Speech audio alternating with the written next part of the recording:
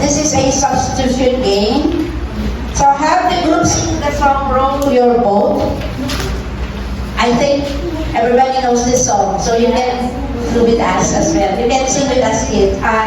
Teachers, sorry. As they sing, write the word merrily on the board and replace M with S. Pronounce the nonsense word form.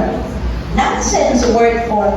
Then continue singing the song as you change the first letter of the third line.